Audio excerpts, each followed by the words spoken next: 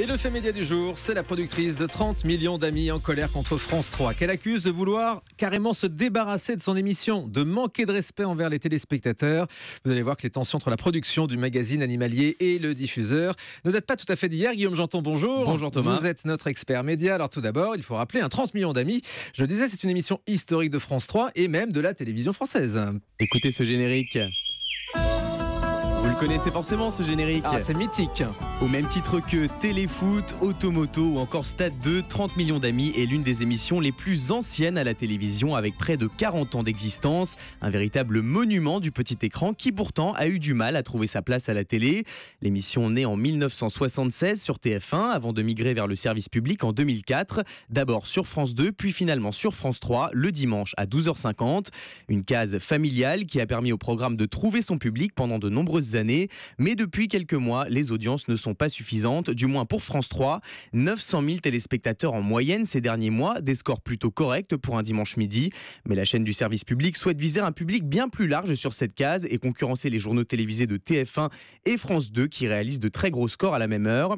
La direction de France 3 est donc passée à l'action en avril dernier en déprogrammant l'émission de sa case du dimanche matin vers une case bien plus confidentielle le mercredi matin à 9h45. Un horaire qui, selon la chaîne, permettrait aux enfants de regarder davantage l'émission. Et ce changement n'a pas été au goût du public qui avait pour habitude de se réunir en famille devant l'émission. Les téléspectateurs ont donc décidé de lancer une pétition contre la déprogrammation du magazine animalier sans succès. Mais celle qui n'a pas du tout apprécié cette déprogrammation, c'est Réa Hutin, la productrice de l'émission. Selon Téléstar, elle a jugé cette déprogrammation sauvage en expliquant n'avoir eu aucune information de la part de France 3 sur le pourquoi et le comment de ce changement. Réa Hutin, la présidente de la fondation 30 millions d'amis et de ProTV qui produit l'émission, a également indiqué au mois d'avril que le contact était, je cite, très difficile avec la chaîne. Des relations qui ne se sont pas améliorées les semaines suivantes. Car depuis ces déclarations de la productrice de 30 millions d'amis, la production de l'émission et France 3 ne cesse de s'envoyer des pics par médias interposés. Quelques semaines plus tard, le 10 juillet dernier, France 3 a répondu à ces accusations de la société de production. Patrick Charles, le directeur des magazines de la chaîne du service public, a expliqué à nos confrères de TV Mag que cette déprogrammation fait suite à des études qualitatives réalisées sur 30 millions d'amis, des études dont les résultats ne sont pas bons. L'émission aurait été jugée désuète et dépassée par les téléspectateurs, avec un traitement des sujets qui manque de modernité.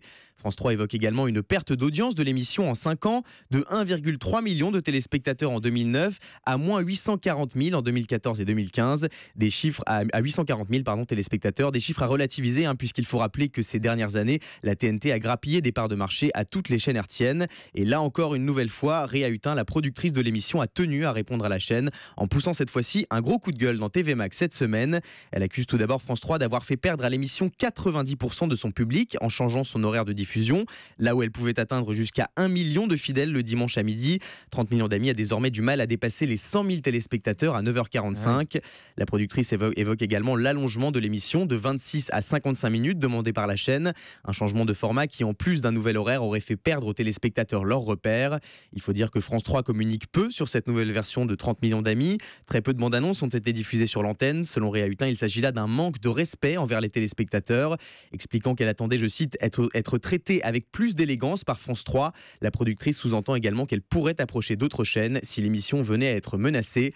Pour le moment, ce n'est pas le cas. La direction de France 3 a confirmé que 30 millions d'amis seraient toujours à l'antenne à la rentrée, dans des conditions particulières certes, mais à l'antenne. Alors si 30 millions d'amis est maintenu à l'antenne pour le moment, une chose est sûre, l'émission ne semble pas rentrer spécialement dans la nouvelle ligne éditoriale de France 3 qui cherche à moderniser son image. Considérée par certains comme vieillotte, la chaîne à vocation régionale souhaite donner un coup de jeune à ses programmes, comme l'expliquait Dana Astier, la directrice des programmes de France 3, il y a quelques jours dans ce studio. Il y a un problème effectivement d'entrer dans la modernité. C'est pas parce qu'on est en région qu'on doit être régionaliste et folklorique. Voilà. Ce ne sont pas des régions, ce sont des territoires. La mondialisation gagne tout le pays. Et aujourd'hui, les gens qui ont plus de 60 ans et qui ont du temps et un peu de moyens ont envie de profiter de la vie, de continuer à apprendre, avoir du plaisir, etc. D'où effectivement notre volonté de faire plus de chansons, plus d'humour, plus de comédie, voilà. Pour se moderniser, France 3 peut également compter sur des animateurs plus jeunes comme Cyril Ferraud qui prend de plus en plus de place sur la grille des programmes et dont les audiences dépassent régulièrement celles de Julien Lepers. France 3 s'appuie également sur de nouveaux formats comme le Divan de Marc-Olivier Fogiel ou encore une émission avec Ariane Massenet et sa sœur qui verra le jour la saison prochaine. Et enfin, la chaîne a lancé ces derniers jours un nouvel habillage pour lancer ses publicités, un habillage qui mise sur l'humour. Et 30 millions d'amis dans tout ça, eh bien à l'antenne, l'émission ne s'est pas modernisée ces derniers mois. Et pourtant, la production a essayé. Elle avait notamment contacté Delphine Vespicer, ancienne Miss France d'origine alsacienne, pour incarner l'émission. La jeune femme symbolisant à la fois les régions et la jeunesse. Mais là encore, France 3 aurait fait des siennes en s'opposant à l'arrivée de ce nouveau visage. Même si France 3 ne semble pas porter 30 millions d'amis dans son cœur, elle ne souhaite pas ou elle n'ose pas déprogrammer cette émission animalière historique. Un programme familial, régional, qui véhicule de belles valeurs en adéquation avec celles du service public. Pour le moment, 30 millions d'amis devraient rester à l'antenne et c'est tout le mal qu'on lui souhaite, ou plutôt c'est tout le mal qu'on lui souhaite. Oh, bien vu, bravo Excellent. Guillaume. Bravo. Je vous félicite. Un jeu de mots dramatique.